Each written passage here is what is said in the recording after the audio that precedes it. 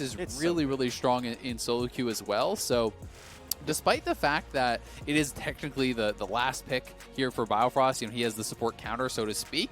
I do think that they got the worst end of the support matchup again, just because, you know, Golden Guardians kind of like did the math here and they're like, all right, well, these are banned out. You know, what are you going to have as an answer? It doesn't feel like they have the best one. That being said, it's still a lot closer, I think, as far as the bot lane matchup than what we saw in all 3 games in the previous series.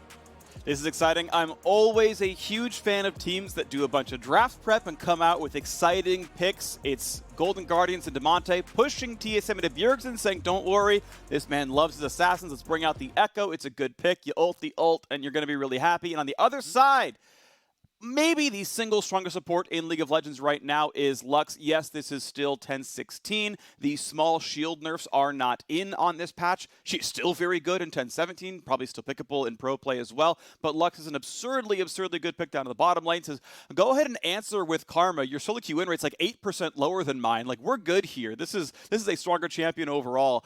I really like the Golden Guardians draft. I think this was very intelligent of them. I don't think TSM was like, you know, inting their draft either. I know that was like a lot of the criticism that TSM got the first time around, was it felt like they were never really able to move the champion pools around. This looks like a solid TSM draft, but Golden Guardians just looks better. Yeah, I mean, I do always have concerns for drafts like what TSM is having, you know, because you have relatively low engage against a team that wants to split push, right? And so when you're in these types of situations, you generally become incredibly dependent upon winning your laning phase, because then the way that you win the game is by being ahead so that you can go to the objective and force your opponent to come to respond, and then you kill them or you take the dragon or the bear or whatever. That's generally how this has to be played out. Ashe engage is not enough, right? You know, sure, you can theoretically get these Vladimir flanks and stuff, but you don't have the go buttons on the TSM side. So I think that is going to be the concern for them against a team that wants to spread the map, that wants to split push them to death, you know, with this Ekko Shen. And they also have, you know, more ways to start off fights with Ekko going in with the Stand United and these types of things. TSM going 5 bots, so maybe looking for some sort of wraparound or cheeky invade, maybe just going to camp in this brush and see if anyone came forward to actually go for a little bit of a warding mission, because sometimes people will just move in and look for that lane ward.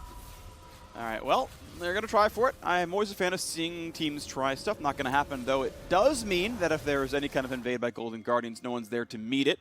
Early ward comes down from closer into the recall for the sweeper. Same exact play for huhi. So both supports, both junglers playing for ward control overall.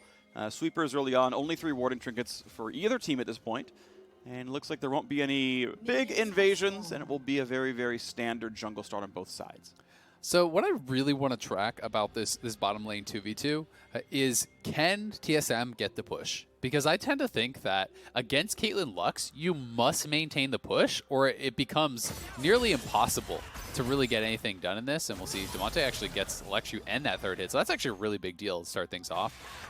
But basically the reason it's so important, specifically in this matchup, as Bjergsen is really getting punished, is because if you allow the Caitlyn Lux to push you in, what they will do is they will set up a trap line on one side of the turret, and then they will drop the Lux E on the other side of the turret, and it makes it nearly impossible to actually step forward and farm as the marksman player without getting poked. So you must maintain the push as Ashe here alongside the Karma. You know, throw out the volleys that hit not only the minions, but the enemy champions, so you get the bonus attack speed from the lethal tempo. Make sure that Biofrost is using the Qs to help push as well. Because if you can keep them locked in under their turret, it's so much easier to deal with the traps, to deal with the Lux stuff, because you don't have this tower kind of making the lane smaller for you, which makes it so much easier for your opponents to hit those skill shots. Absolutely, and of course you can see the intent on how to play the lane different, of course, on both sides as well. Lux in, you know, if you're playing her well, is actually a defensive support. You're going Guardian, you're maxing shield.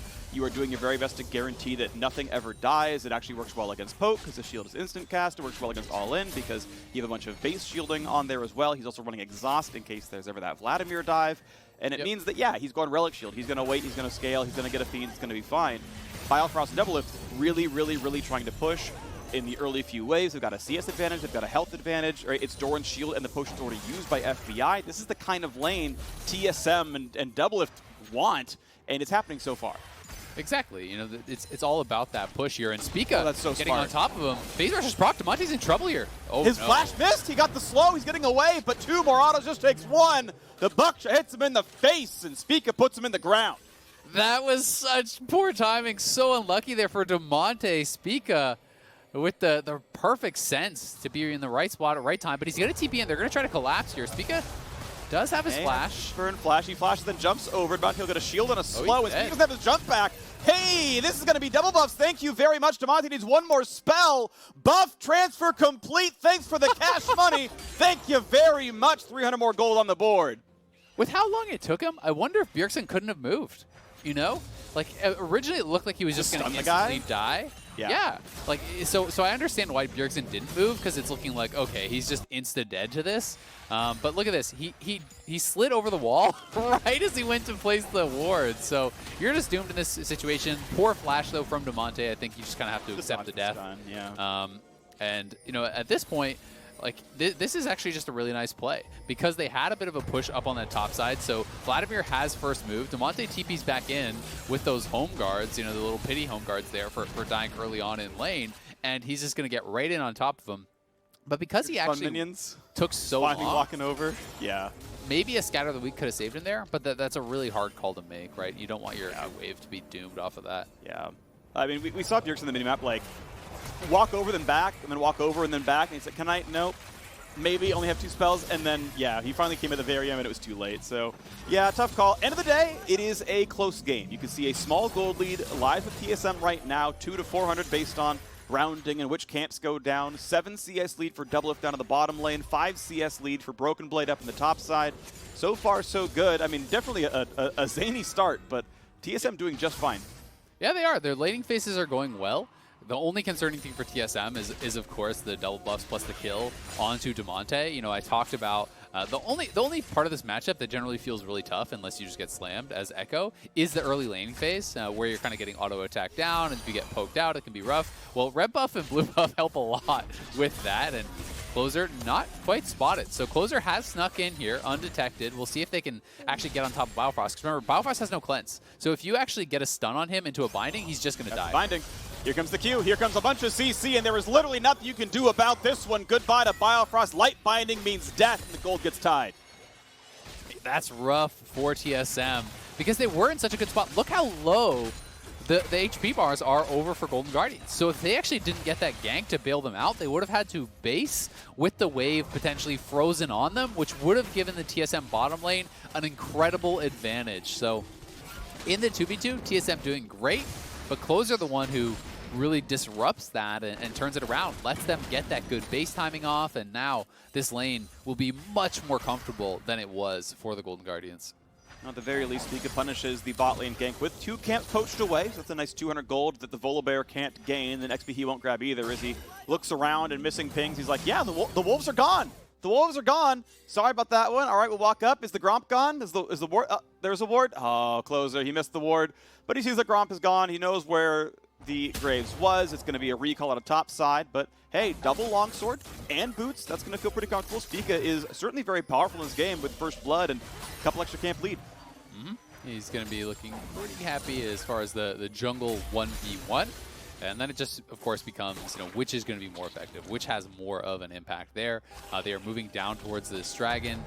They have control over mid lane. They had the push there, and after that kill over in bottom lane, they have a bit of push there. So we'll see if they're going to be the ones to make the first move. Closer is spotted over by that dragon, and we'll have to find out if TSM can regain the push here in this bottom lane 2v2. All right, well, minions going back and forth, minions getting dropped down. We'll see if the Drake ever does get attacked right now, as a defensive control ward will eventually be swept, but right now Biofrost is holding that one. Mid pushed in by Damonte. Doublelift's helped him have lane control for a while, but those have since timed out. Easy last hit with the Relic Shield, and that means the squad comes down. A Moby's Rush for Huhi. Easy BF Sword recall on both sides for the AD carries. Doubled with a long sword in there as well, so the Essence Reaver build. I like it about the same as Ruin King, honestly. It makes you a bit more of a spellcaster.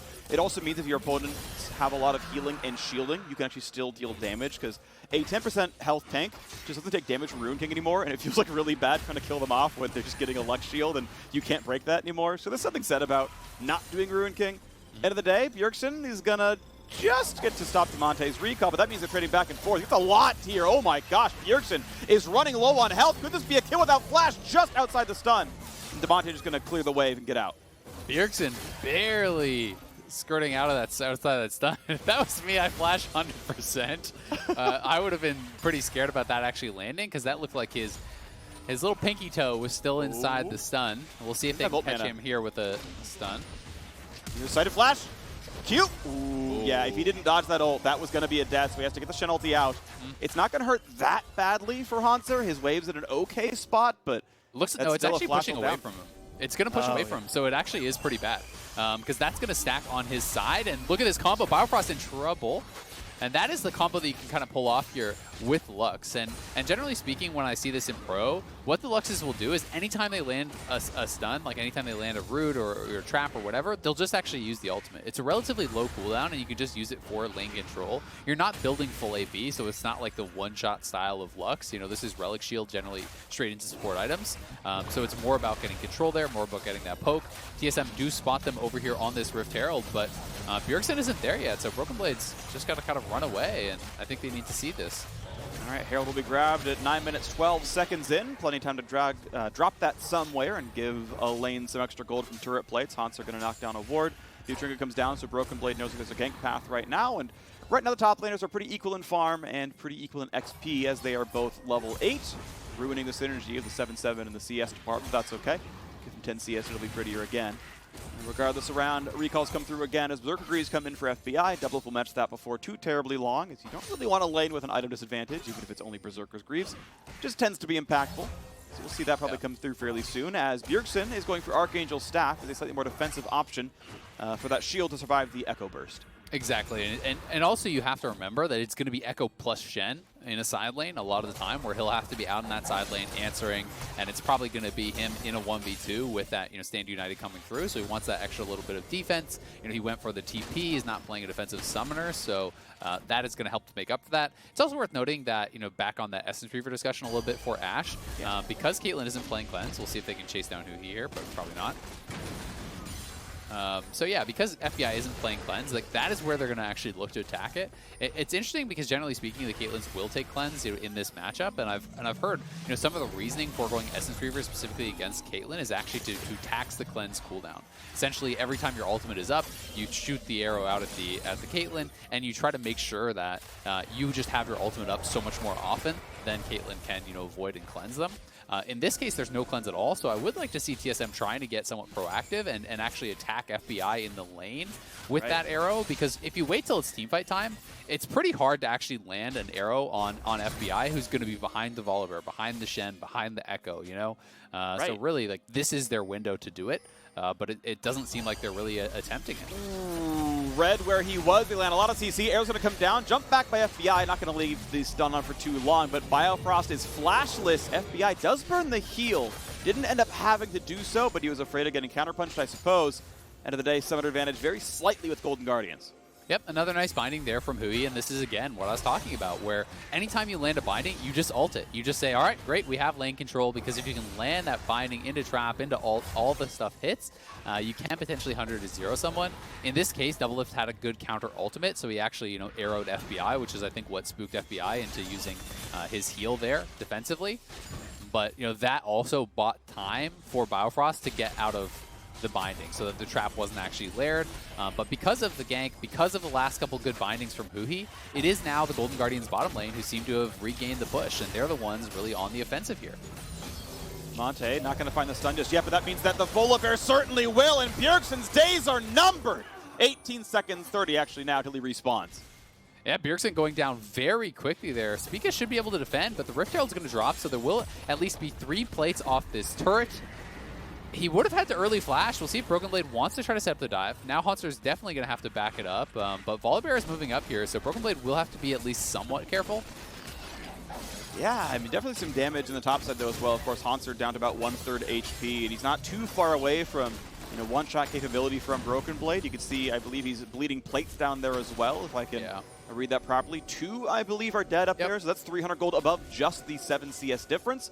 Broken Blade, as we mentioned, right, he got counterpick. He's supposed to be a difference maker in this game. We have seen Vlad's carry team fights, and it can be very hard as a, you know, low MR AD carry or, you know, anyone else to just survive Vlad burst in the late game.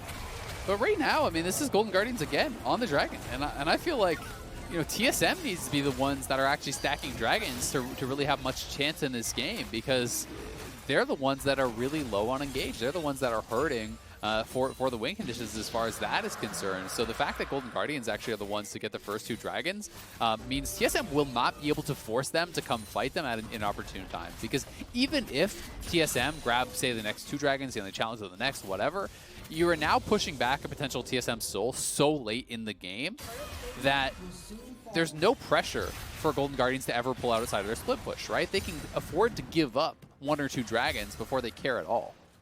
Right, and it allows time. It allows Golden Guardians 20 straight minutes of split pushing as a result, right? That's the end game is, well, we took Infernal Drake number 1. Okay, we took your inhibitor turret. We took Infernal Drake number 2. We took your inhibitor. We took Infernal Drake number 3. Well, your next turrets are gone. It's like, well, at what point does Golden Guardians have to care? Is Infernal still better than Nexus? No. So that is the funny version of what you're talking about for, you know, the people with smaller brains like me who can understand. But Broken Blade is still farming up nicely. He is doing an early Spellbinder, it looks like, which is cool after getting the early CDR. Then goes to the raw AP stack. That'll be fun to look at later on down the line. And of course, getting to jam Qs means you're invincible in the entire laning phase. And Hauntzer currently down a level, tries to wave clear under turret, and, you know, yeah, that turret's at, you know, 15%. But look at everyone coming top. 4 members from Golden Guardians up here on that top side. Broken Blade will be able to back it up. But yeah, this is a fairly standard Vladimir build, but it is interesting because I think more and more people these days are actually trying to skip some of the early CDR, like the Kindle Gem, and just go straight towards more raw AP. You know, I've been seeing a lot more people in solo queue do things like they just go the Fiendish Codex and CDR boots, and then they go straight into Spellbinder Deathcap, or, you know, Deathcap Spellbinder, whatever, to just get raw AP so that they can threaten the one-shot on the backline. So when that team fight comes and you can flash on the Caitlyn and just try to absolutely delete them. Now, this does make your laning phase a lot easier when you go for these type of components, but then it's a question of, do you need the extra laning phase power? Ooh, another bind's going to land. No ult this time on a Spica, though it was up from cooldown. Decided it's not going to be important in this case. He does a Merc Treads.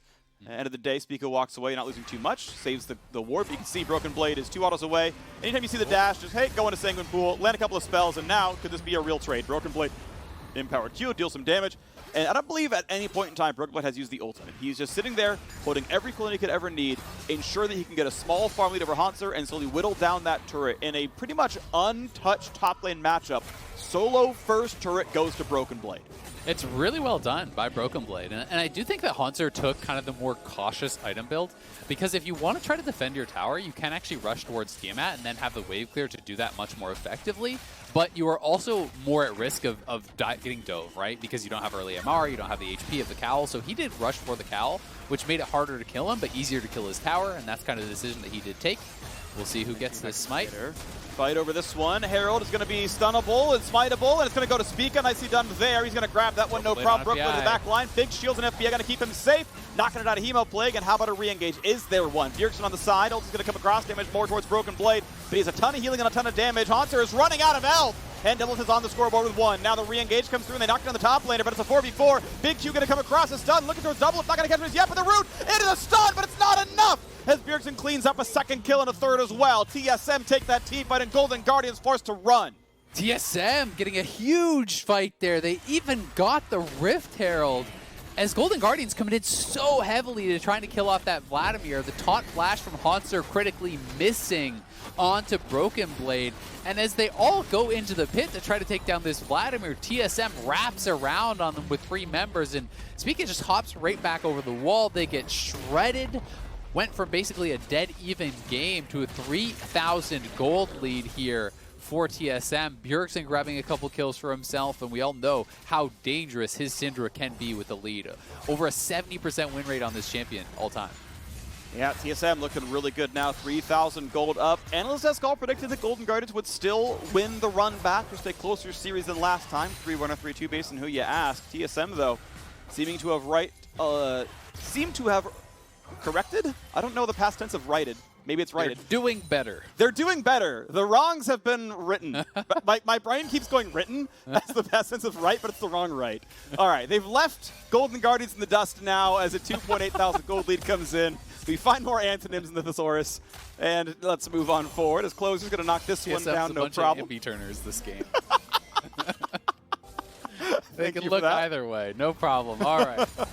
So this next dragon, this feels like where TSM really needs a challenge. I don't think you can afford to just give up 3 straight dragons over to Golden Guardians, and it's just such an incredibly high risk then of one mistake equals soul, and that's generally like pretty game ending. So I want to see if TSM can now, with this gold lead, take this dragon. It feels incredibly important for them to be able to do, and Damonte going to take a little bit of a poke on that side.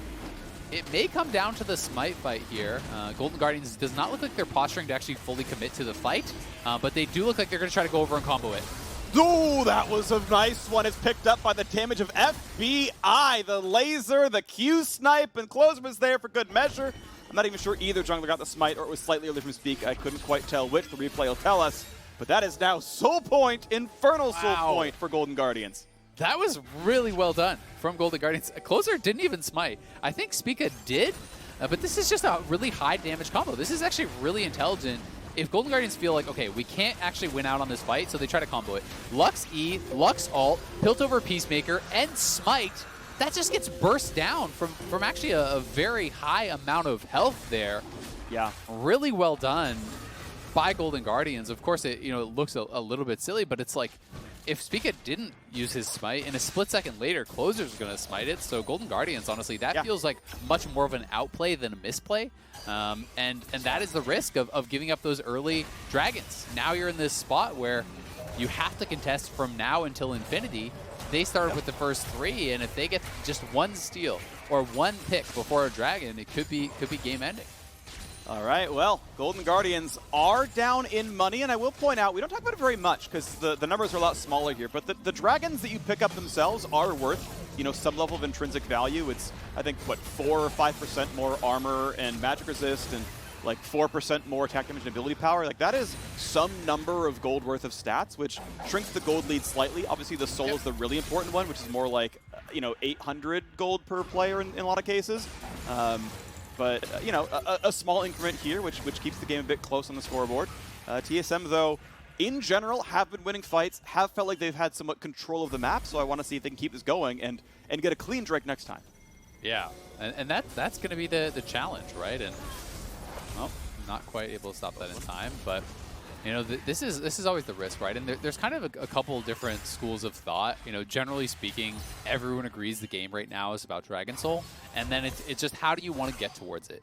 Do you want to try to go for early game control, stack the early dragons? That's kind of option number 1, which is what Golden Guardians ended up doing this game. And then there's option number 2, which is essentially what TSM did, and that is simply seeding the first 2 dragons and trying to get lane and gold advantages, and then hoping that you have enough of an advantage at that point to take Drake 3 and then the dragons forever then on. Obviously, the risk with that is that if you fail a fight or you're not able to win that 3rd dragon, then you're sometimes kind of out of it. Sure. And it was cool that we saw basically both styles, right? Golden Guardians spent a couple of closer ganks to the bot lane. They did, in fact, stack the first 2 Drakes. And TSM solo turret killed top lane with a counter pick. Like, both playstyles were working out, and then the Drake still happened. And it's like, well... that's the risk you're talking about. That's the difficulty. Yep. And now, okay, TSM, it is not absolute GG unwinnable if Soul goes over, but it is very Golden Guardians favored if it does happen. The saving grace being Infernal Soul doesn't save you when Vladimir one-shots Caitlyn. So, there's like, the counterplay still exists, but yes, it is so Golden Guardians favorite if TSM do not mount the comeback in the next 100 seconds. And in the LCS, Soul has like a 90% win rate, just to give some context, right? And Golden Guardians actually did lose 2 Soul games themselves very early on, but that was with very weak late game comps. TP coming in, we'll see if they can find an angle here. Nice slow. Volibear over the wall. Goodbye to Biofrost. Not really good way out of that one. You are Karma. You are easily attacked in the late game. You're picked for lane bullying, and the lane could not have been won in this game. So he will respawn in time for the dragon, but Golden Guardians get to take map control first. And that's going to be a big advantage for them, right? Because now you have this support, this Karma, who is fairly vulnerable, and it's going to be really difficult for Biofrost to be moving around.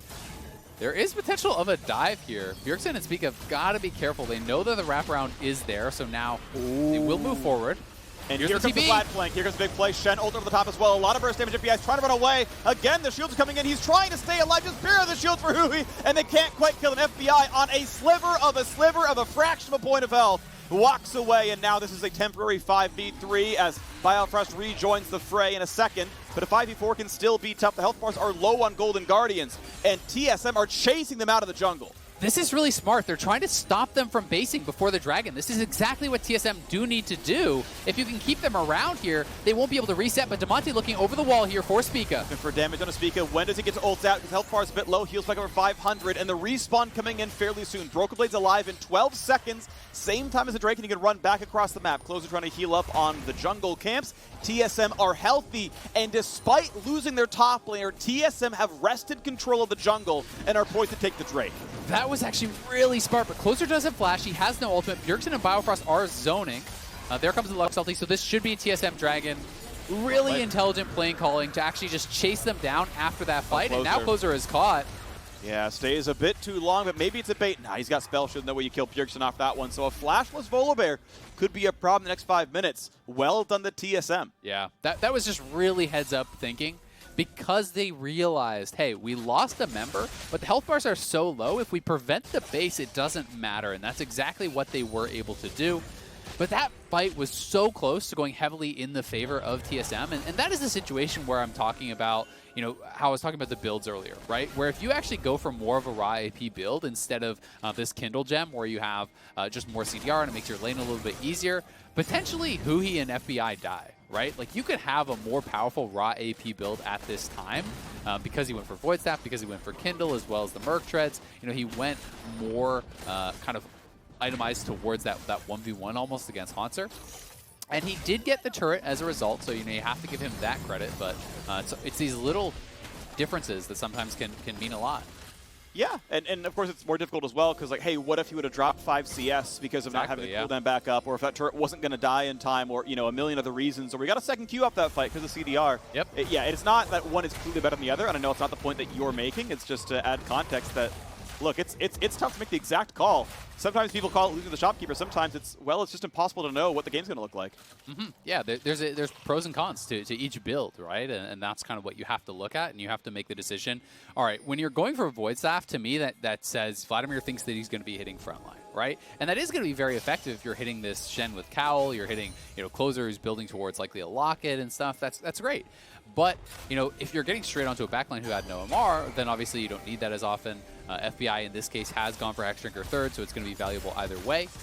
We'll see how this game does go going forward, because TSM is going to have to challenge every single dragon from now on. And it does get more complex post 20 minutes because Baron becomes a legitimate threat. You know, when you have Lux here just AoE shielding your whole team, there's not a lot of inherent risk of starting up the Baron. So Golden Guardians can even attempt to look for the threat of trading a Baron for a dragon and all these sort of complexities, whereas TSM must be at the Dragon Pit every time.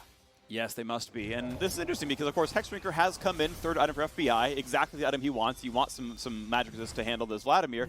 And the Void Staff is already there for it. He's like, look, I'm expecting Hexdrinker Death Dance from every AD carry in a game with Vladimir, so I'm just going to preempt that, get this item now, and then be ready to go. And so I don't know the exact math on if Death Cap or Void Staff is better per gold against a Hexdrinker. Probably stat sharded Caitlyn, who probably went MR stat shards looking at this game. Is like, I have 2 Assassin Mages and I'm laning against Karma. I should run 8 MR this game. For sure. But either way, like, it's okay. The build is kind of on pace for what he's kind of dealing with. And as the other items are coming through as well, Banshee's Veil is done for Bjergsen. His Void Staff's not far away, so he's also going to have some good target selection. A lot of Merc Treads for obvious reasons on the Golden Guardians front line, because again, it's a very mage-heavy team comp. And now we're ready to keep going as TSM are pushing in top tier 2. That is half of Biofrost's health with just a casual poking ultimate there from the Caitlyn. Yep. That's the power of all this AD in the build. Doublelift and Bjergsen are cut off, though. This is a lot of damage. He's going to flash away, try to stay alive. Volley over the top. Goodbye to Ashe. That's a shutdown, and Bjergsen just has absolutely nowhere to go. He's going to walk past the turret. Guarantee the kill for good measure. One more turret shot will kill him. He's always dead. A time to run for an objective. This is so bad for TSM. Just poor positioning for them. They got split up, and Bjergsen and Doublelift both go down. Even more might die here. Broken Blade trying to look for a potential flank, but otherwise, this is just Baron going to Golden Guardians. They may just lose the game right off of this. We'll see if TSM can try to put a stop to this Baron attempt.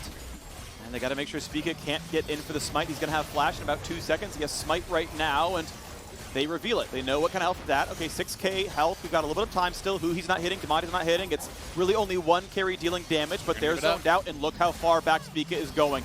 no one's going to try to steal. And look at the Drake timer. 45 seconds, instant 5-man recall. Pick your items up, grab elixirs, time to fight for Infernal Soul. Exactly. I think the elixirs call is actually really smart here because this is potentially game-ending damage here when you get the Baron, plus if you can grab this soul as well. So here it is one more time. And TSM just split up.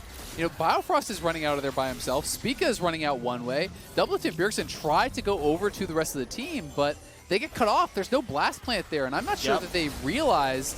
Maybe on the mini-map, they hadn't seen the blast plant was missing or something, but they should have because Biofrost went out that way. So honestly, just poor communication between TSM as a squad. If anything, they could have just walked straight up the lane together as a 4-man team, and that pick never would have happened. Instead, Golden Guardians gets them both. They get the Baron, and they are hunting for this soul. This is the moment. If Golden Guardians get this Drake, it's almost unlosable. 16. They're diving in for Doublelift. They can't quite kill him, but he's at 200 HP. That teamfight's going to be hard. Doesn't have a lot of lifesteal overall in this build. Didn't go Ruin King. He's going to try, knock down some of that bottom wave, get a bit of that there. Broken Blade still playing on the flank. He can be the difference maker. He's 16, nice, he has flash. They got to go. Damage onto Damonte. Here comes the play, and it's going to be claimed. Infernal Soul has been grabbed, and here comes the stun to the front line. Look at the kill up. The eye flash from the wall. Hexbreaker pops. Broken Blade's in there. A flash shield. Huhi tries to keep alive, and he frickin' does it. What a team fight there. Golden Guardians get 2 kills, and they get out. FBI refuses to die. Golden Guardians get everything, not even losing a single member. Huhi with the absolute hero play there, flashing in for the shield after the Hexdrinker had been already popped, and now Golden Guardians marching in here with the Baron, with the Soul. They have taken full control of this game. They're going to get mid lane inhibitor for sure, and Doublelift may just die. There is no way to live through this one. Golden Guardians poised to close out the first game of this series. TSM made them work for it, but Golden Guardians 4 playoff wins in a row over TSM. This best of 5 puts them 1 away from Worlds as they're going to close down game 1. Still 2 more Nexuses to kill, but Golden Guardians pick up where they left off, destroying TSM on Summoner's Rift. What an explosive finish here from Golden Guardians. It felt like TSM